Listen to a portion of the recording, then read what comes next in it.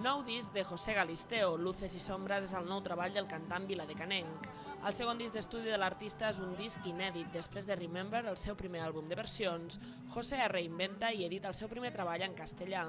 Un disc on el pop electrònic es consolida com a segell de l'artista. Luces y Sombras es un disco de pop electrónico.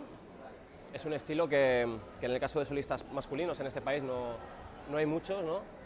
Y yo creo que aporta un sonido muy internacional al mercado español. Aunque es cierto que el disco tiene un estilo muy ecléctico en el sentido de que se mueve un poco entre el R&B, el pop electrónico, el dance, pero se unifica, ¿no?, con ese sonido electro que me gusta y que siempre pues, intento plasmar, ¿no?, en todos los temas de mis discos. Tengo aquí en brazos la fan más pequeña, ella se llama Marta y siempre está siguiendo a José a todos lados. Y bueno, baila siempre con José a ritmo de la música. ¿A que sí, Marta? ¿Sí? Baila, baila. ¿Qué bailas? Pues me gustan todas las canciones, son muy bonitas, muy pegadizas y muy discotequeras, muy chulas.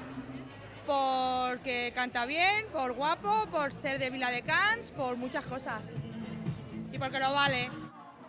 Els fans de José Galisteo no van faltar a la cita amb el seu ídol i van fer cua a la primera signatura del disc Luces y Sombras. Uns fans totalment entregats, ja que gràcies a la seva empenta van crear una plataforma a la xarxa social Facebook per animar a José a presentar-se com a candidat a Eurovisió. Querían llevar el tema de Beautiful Life, que es el único tema que hay en inglés en el disco, y que tiene pues, un estilo, bueno, es dance, pop dance, muy electrónico, y la verdad es que podía encajar muy bien.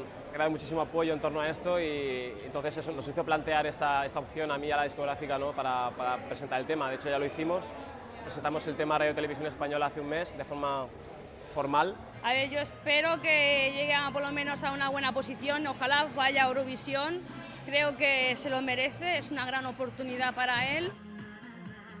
Actualment s'està realitzant el procés de preselecció dels candidats. Fins al mes de gener no sabrem si el viladecanenc José Galisteo opta a representar Espanya al Festival d'Eurovisió.